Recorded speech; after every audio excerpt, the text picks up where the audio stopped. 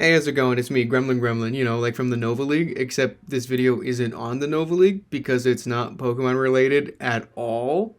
Like, not even a little bit.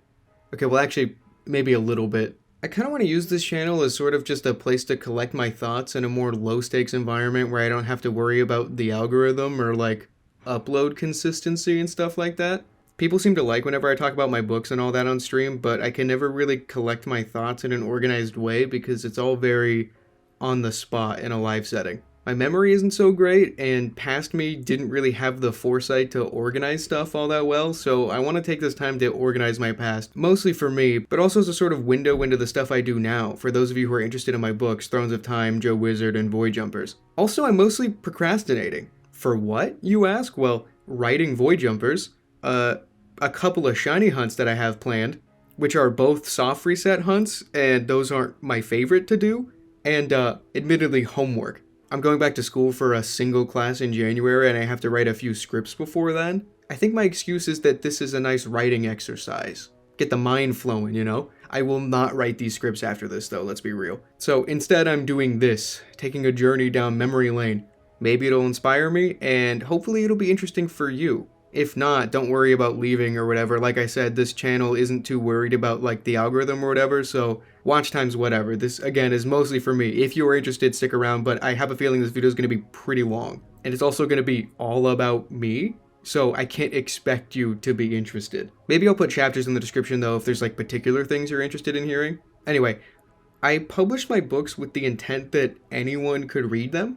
Void Jumpers especially, despite being connected to Thrones of Time, can be read before or after reading Thrones, and can be enjoyed just as much either way. You don't really miss out on anything, despite there being connections. But that isn't to say that there isn't stuff in my books that are essentially just references to my own inside jokes with friends or like past projects that never saw the light of day. And so I figured for those interested enough to watch this video, that I'd let you in on some of those references so you could enjoy them too. In my procrastinating, I decided to look through my old stories. See, as a kid, I wrote stories all the time, and unfortunately I don't have all of them anymore, but I'm glad to report that I have most of the ones that matter. This is a printed story I wrote in, my best guess is second grade, so I would have been like 7 or 8, which would place this around 2008 or 9. It's a sequel to the first story I wrote, which I've since lost, but this one is honestly more important anyway for a couple of reasons. One being the font on the front page. Yeah, I never stopped using that font. And secondly, an antagonist is introduced at the end named Conchna, who would later be repurposed as a character in Thrones of Time. This was the beginning of a massive storyline that I wrote from second grade on to the end of 6th grade, and man do I wish I remember what the hell any of it was about. Even after looking through all my stuff now, these scramblings of a child are nearly completely incomprehensible. I can barely fill in the gaps of the stuff I do remember, but most of the stuff is almost like brand new to me. I have absolutely no recollection of making most of this. The next most important thing to take a look at is this comic I wrote for Halloween in probably 2nd or 3rd grade. I had stopped printing out stories and instead moved on to drawing 4-panel comics in old notebooks because it was easier to do at school, whereas before I'd have to make them at home. Writing in notebooks allowed me to more efficiently avoid social interaction by hiding in a corner instead. Very cool.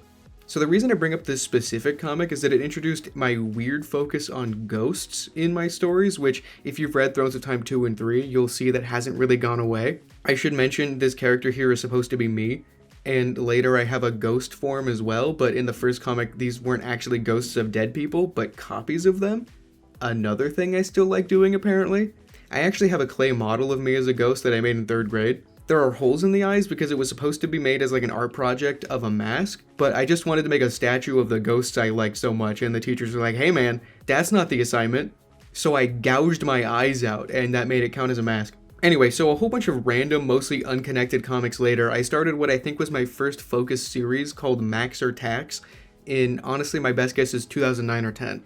It's about this character Max who has a twin brother Tax who gets infected with a virus that makes him obsessed with money, which later spreads to a bunch of other characters, myself included, and it eventually turns Tax into this Gollum-like character who I had previously introduced in another comic named Thing.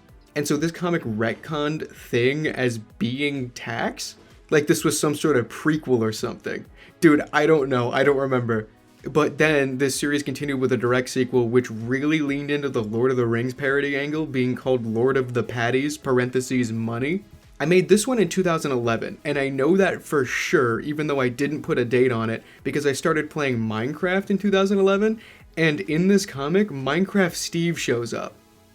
I don't know why Minecraft Steve shows up. Somehow he keeps doing that.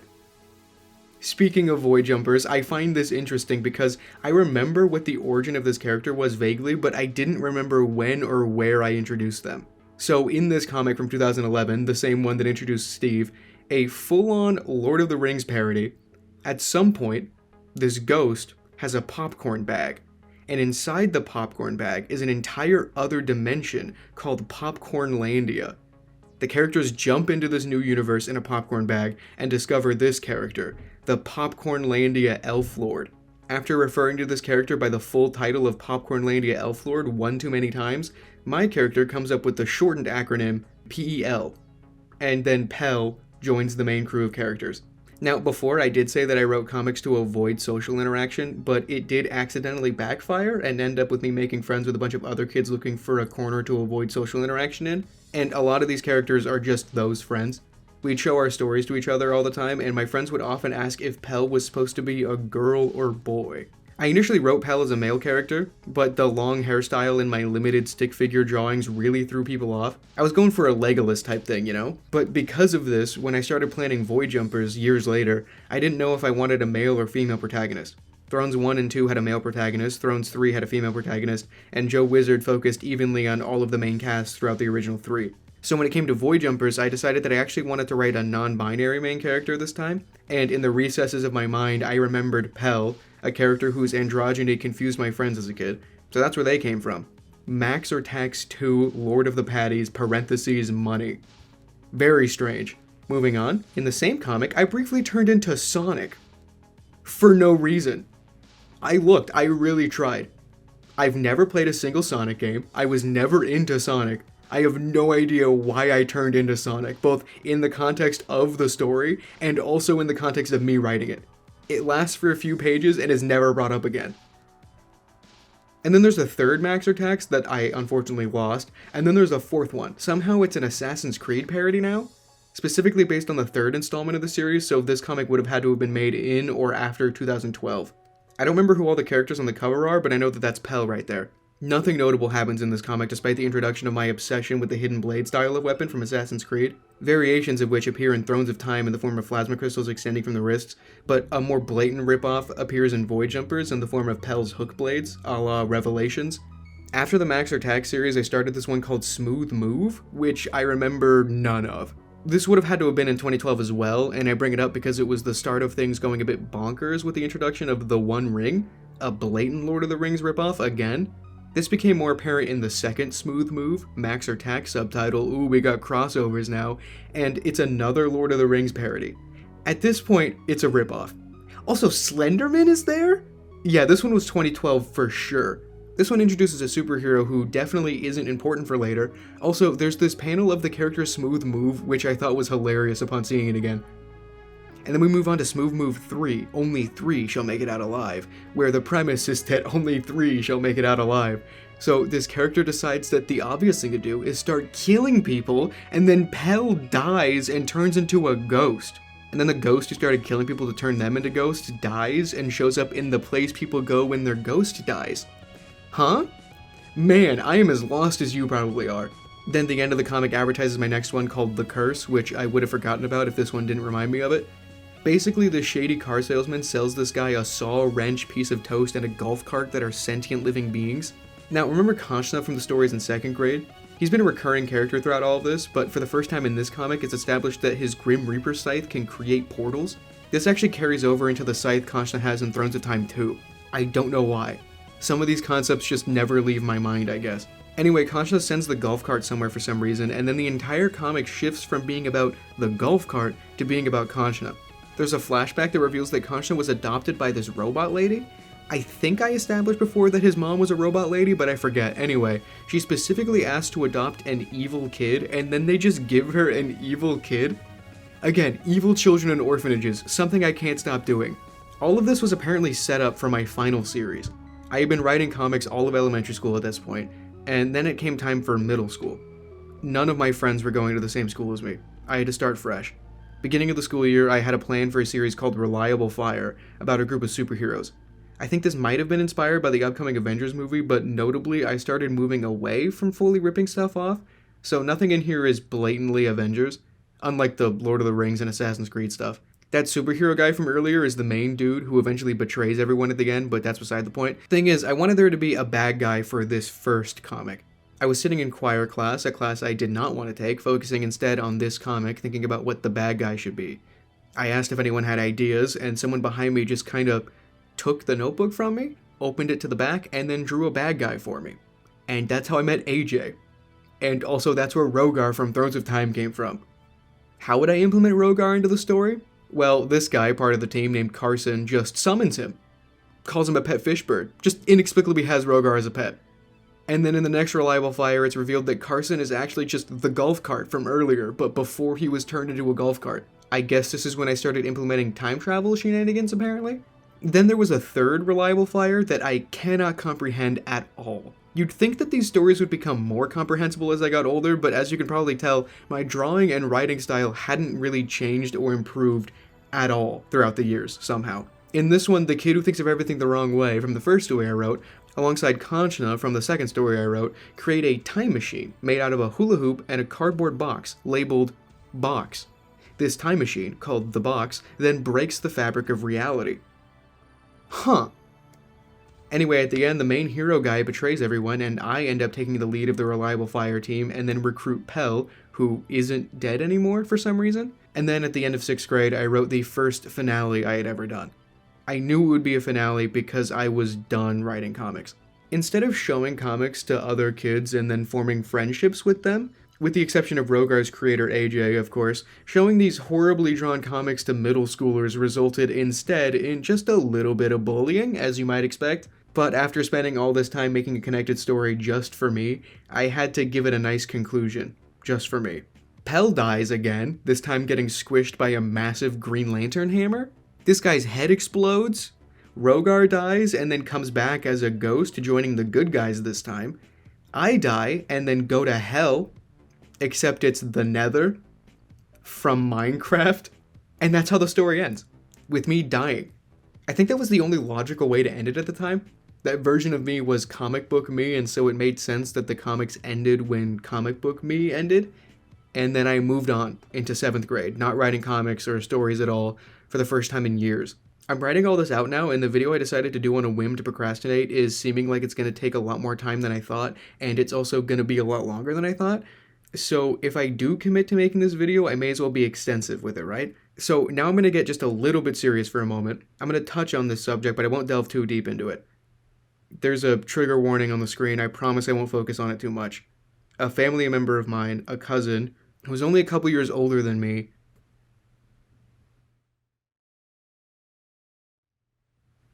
I didn't know how to take it at the time. I knew him, but his family lived far away, and we hardly ever interacted. I don't remember a lot about that time, if I'm being honest. Most of that year is kind of just thrown away in my memory, I think. But at the time, after seeing pictures of us together, moments I didn't remember, it kind of messed me up, like I felt guilty, like I should have known him better. I think we had a lot in common, and probably could have been great friends. At the time, my mom would talk to me about things that my cousin was interested in, and she mentioned a show called Doctor Who. I had actually heard of the show before, from AJ, but I'd never seen any of it. My mom suggested that we watch it, and because I felt that I should have known him better, I figured that watching the show would be an easy way to do that. And so my mom and I started with Series 1, Episode 1, Rose. And then I binged the whole show. I got lost in it. I felt like I was connecting somehow. And my rip-off senses were tingling again. I hadn't written comics in a long time. I hadn't honestly really been that happy in a long time. But Doctor Who infected my brain, and I needed to rip it off so bad. I was taking a computer class at the time, and we were learning like Flash animation, I think. So I decided instead of getting bullied for writing comics, I'd write a script for an animated series called The Patron and get a grade for it. It was a blatant Doctor Who ripoff, with a TARDIS and everything. This TARDIS ripoff, The Shack, actually is based off a YouTube tutorial I made on how to build a working TARDIS in Minecraft, because I used to have a Minecraft YouTube channel, which I'm not going to delve too deep into in this video, it's completely irrelevant. I had this TARDIS in my server with AJ, and I called it the Shack using a redstone lamp at the top. This is important, I promise. So I wrote this whole Doctor Who ripoff, and then I realized I couldn't animate for shit. Somehow I thought my drawing skills would improve after not having drawn anything for a long time. I was so wrong. I also didn't have the patience for it. So I abandoned the Patron, feeling defeated. But then in 8th grade, in another computer class, we started learning game design, and so I began work on my next big thing, the Temple of Rogar, a 2D side-scroller featuring this bubble character I drew after I thought about getting into drawing again, and Rogar, a character I couldn't stop thinking about. The bubble would have this intricate level-up upgrade chart, one of which being a secret Doctor Who-inspired upgrade path, and it was going to be this whole great thing, but then the year ended, and it was time to go to high school. I met Randy like week 1, and he instantly became my friend against my will. AJ was still there, and eventually I started back to work on game design through another computer class. AJ was on my team, and I brought up to him the Temple of Rogar, and we decided to try it again, this time in 3D. But as we worked on the Temple of Rogar, I kept thinking about that patron story. I realized that my storytelling had escaped my bad drawing. I could tell my stories as a video game now, or an animated script, but of course I couldn't animate it. But then I remembered that books existed, so I started work on my Doctor Who ripoff again, the Patron, but my dad made fun of the name, so I changed the main character's name to the Sentinel, and I didn't want a TARDIS ripoff, so I stripped back the whole design, essentially taking the Minecraft shack I built and taking everything away except the redstone lamp, and so the time machine was just a redstone lamp called the Box. So I worked on this ripoff for this whole year, also trying to turn it into a video game while working on the Temple of Rogar. My storytelling picked up again, and it spiraled. From that point, I decided to dedicate this new Sentinel series to my cousin. That dedication remains in the current Thrones of Time series, containing this quote from Doctor Who. The way I see it, every life is a pile of good things and bad things. Hey, the good things don't always soften the bad things, but vice versa, the bad things don't necessarily spoil the good things or make them unimportant. That is what propelled me to see this story through to the end, and to make it good, to make it my own, not a ripoff, not a comic just for my own eyes. I wanted to make this thing real. I wanted to write a story that I thought my cousin would have liked to have read. And so, as the years went on, and I worked on more game projects with my friends who inspired more new characters like Ray and Foxtrot. Hey look, Conscience back. Sophomore year, I started working on a new game called Exquisite Quantum Showdown, a title that Randy randomly generated and then came up with, on the spot, 3 character names to associate with it, being Jonathan Quantum, Daquan Quantum, and Keenan Quantum. I met Ruby around this time, and like I did with all my other friends, I immediately put her into the thing I was working on, creating the character Amber Bellow for this EQS game. My dad made the time machine from my books for our competition display because it also appeared in our game to establish a connected multiverse because we're dropping hints. Ooh, there's gonna be a crossover. Around this time, my friends and I were discussing a way to link all of our stories together. We wanted to start an entertainment company called Nova Storm Entertainment. And around the same time, with a mindset on branding, after the release of Pokemon Sun and Moon fully solidified my status as a Pokemon fan, we created the Nova League, a branch of this planned Nova Storm Entertainment. We never really did anything with the channel though, it just kind of sat there, dormant. I finished writing the first draft of the Sentinel at the time, and had already started completely over from the bottom up to create a new and better draft, and finished that one too. Then I decided it needed a sequel. Then it needed a trilogy. Pokemon Ultra Sun and Moon came out, which lodged an interest in the multiverse directly into my brain. Thanks a lot, Ultra Recon Squad. My thoughts at the time? Quote, heckin' favorite Pokemon game, hands down. Around this time, Randy and I had a substitute teacher that misread our names as Rando and Corner, and we immediately turned this into an idea for a cartoon series about a detective ear of corn and a bear cop going on wacky adventures. AJ and I teamed up for a game project for junior year called Multiverse Rumble, the culmination of our stories, games from various friends and all that, featuring characters like the Sentinel, Soap, Keenan, Rando and Corner, and an original character for that game, Owl with a Gun. It didn't get past state, but right after that I released my first book. The Patron became the Sentinel, and the Sentinel had become Thrones of Time Generation 1, the Paradox Master. Ruby and I started dating, senior year started, and Randy and I teamed up to make our final game of high school. The premise, our newish at the time digital media teacher, Mr. Johnson, is actually the guardian of the 5th dimension, a scientist experimenting on 5th dimensional beetles and hummingbirds, and 2 of her experiments, Exit and Jerry, break free of their containment and must jump the void through gravity parkour puzzles made of funky squares and return home to the 5th dimension, defeating Johnson to access their home. The game? Void Jumpers. Randy and I made a sword for our display around the same time I started working on another book series inspired by random Lego stuff I built called Joe Wizard's Traveling Castle, a series that was inspired by and would eventually feature Ruby. Thrones of Time 2 came out, and then I graduated. And things were weird. I tried making a whole bunch of other games, including a Smash Bros. Ripoff version of Multiverse Rumble. Hey look, it's Pell and the Ghost from the comics. And Owl with a Gun, and Mr. Johnson and the Shardigrade.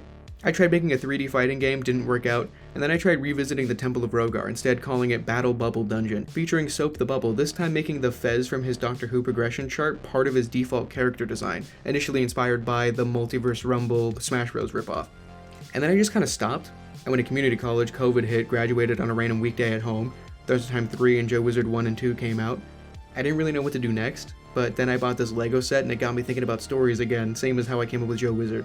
I got an idea to turn Multiverse Rumble into a book, the same as I did for the Sentinel, though I preferred the title Void Jumpers better. I outlined the thing as a comic first, trying to get back to my roots. Originally, Pell was nowhere in sight. Soap was actually the main character. But that medieval Lego set inspired the Pell Lego figure I made that reminded me of the comics and the androgyny of that Popcornlandia elf lord. And so I got to work on the version of Void Jumpers that you all know now. And then I found the shiny Doduo on a stream and did Safari Week, and now I think we've caught up with the stuff you know. Cora the Kingler from the Buddy Run was named after Cora from Void Jumpers, Dracona and Soap from the other Buddy Run, Thrones of Time, and Void Jumpers respectively. The Pokemon channel is inextricably linked to the stories. I kinda knew it before, but procrastinating and doing this retrospective now, I realized that I never stopped. Everything I do is connected somehow to each other. To other projects, to my friends. The Paradox Master makes an appearance in our Pokemon videos, for crying out loud. With how connected the Pokemon channel has been, it only makes sense that some of the most active viewers of the channel have been enshrined in this canon. It means a lot to me that any of you have expressed interest in my stories, though it will always confuse me. The fact that there's a chance that even one person that I don't know has made it to the end of this video is baffling to me, and I don't know how to end this video. I'm not even sure I'll publish it. But thanks for listening anyway. I hope that gave some sort of insight into the stories. I hope you can notice funny little details now. There's more to come in the second Void Jumpers that I'm procrastinating writing. Yeah, I really just can't thank you guys enough. Get the hell out of here. What are you doing?